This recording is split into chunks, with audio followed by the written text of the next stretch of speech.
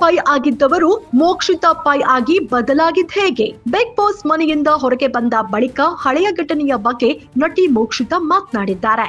ಮಕ್ಕಳ ಕಳ್ಳಿ ಎಂದವರಿಗೆ ಮೋಕ್ಷಿತಾ ಪೈ ತಿರುಗೇಟು ನೀಡಿದ್ದಾರೆ.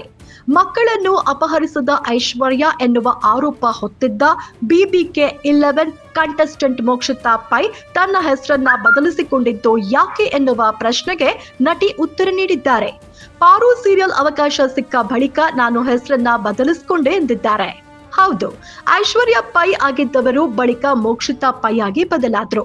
ಕಾರಣ ಕೂಡ ಇದೆ ಎಂದ ನಟಿ, ನನ್ನ ತಾಯಿಗೆ ನನಗೆ ಸಂಖ್ಯಾಶಾಸ್ತ್ರದ ಪ್ರಕಾರ ಹೆಸರು ಇಟ್ಟಿರ್ಲಿಲ್ಲ ಎಂದ್ರು. ನನಗೆ ಟ ಹಾಗೂ ಮೋ ಅಕ್ಷರದಿಂದ ಹೆಸರಿಡಲು ಹೇಳಿದ್ರಂತೆ. ಆದ್ರೆ ಅಮ್ಮ ಐಶ್ವರ್ಯ ಅಂತ ಇಟ್ಟಿದ್ರು. ಪಾರು ಸೀರಿಯಲ್ ಟೈಮ್ ನಲ್ಲಿ ನಾನು ಸಂಖ್ಯಾಶಾಸ್ತ್ರದವರನ್ನ ಕೇಳಿದಾಗ ಅವರು ಮೋ ಅಕ್ಷರದಿಂದ ಬರುವ ಹೆಸರನ್ನ ಇಟ್ಕೊಳ್ಳಿ, ಇಂಡಸ್ಟ್ರಿಯಲ್ಲಿ ಒಳ್ಳೆ ಯಶಸ್ಸು ಸಿಗುತ್ತೆ ಎಂದಿದ್ರು. ಹೀಗಾಗಿ ಹೆಸರು ಬದಲಿಸ್ಕೊಂಡೆ ಎಂದು ಮೋಕ್ಷಿತಾ ಹೇಳಿದ್ರು. ಮೋನಿಶಾ ಅಂತ ಹೇಳಿದ್ರು, ಆದ್ರೆ ನಾನು ಮೋಕ್ಷಿತಾ ಎನ್ನುವ ಹೆಸರನ್ನ ಆಯ್ಕೆ ಮಾಡಿಕೊಂಡೆ ಎಂದಿದ್ದಾರೆ. ಬಳಿಕ ನನಗೆ ಮರುನಾಮಕರಣ ಮಾಡಿದ್ರು ಎಂದು ಮೋಕ್ಷಿತಾ ತನ್ನ ಹೆಸರಿನ ಸೀಕ್ರೆಟ್ ಬಿಚ್ಚಿಟ್ಟಿದ್ದಾರೆ. ಮಕ್ಕಳನ್ನು ಕಿಡ್ನಾಪ್ ಮಾಡಿದ ಆರೋಪ ಎದುರಿಸಿದ್ದು ಯಾರಿಗೂ ತಿಳಿಯಬಾರದು ಅಂತ ಐಶ್ವರ್ಯ ತನ್ನ ಹೆಸರನ್ನ ಬದಲಿಸಿಕೊಂಡಿದ್ದು ಎಂಬ ಸುದ್ದಿ ಸೋಷಿಯಲ್ ಮೀಡಿಯಾದಲ್ಲಿ ಹರಿದಾಡಿತ್ತು.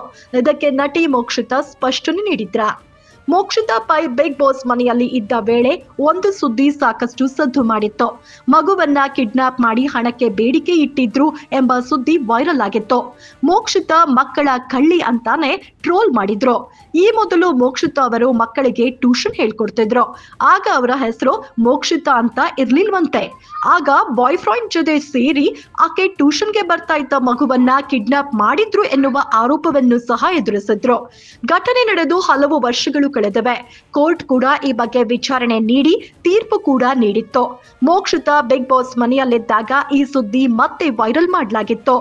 ಮೋಕ್ಷಿತಾ ನಿಜವಾದ ಮುಖ ಇದೆ ಎಂದು ಕೆಲವರು ಫೋಟೋಗಳನ್ನ ಫೋನ್ ಮೂಲಕ ಟ್ರೋಲ್ ಮಾಡಿದ್ರು. ಇದರಿಂದ ಮೋಕ್ಷಿತಾ ಫ್ಯಾಮಿಲಿಯವರು ಕೂಡ ಬೇಸರಗೊಂಡಿದ್ರು. ಬಿಗ್ ಬಾಸ್ ಮನೆಯಿಂದ ಬಂದ ಬಳಿಕ ಕಿಡ್ನಾಪ್ ವಿವಾದದ ಬಗ್ಗೆ ಮೋಕ್ಷಿತಾ ಮಾತನಾಡಿದ್ದಾರೆ. ನೋಡ್ತಾ ಇರಿ BN TV ಕನ್ನಡ, ಇದು ನಿಮ್ಮ ಧ್ವನಿ. ಲೈಕ್ ಮಾಡಿ, ಶೇರ್ ಮಾಡಿ, ಸಬ್ಸ್ಕ್ರೈಬ್ ಮಾಡಿ.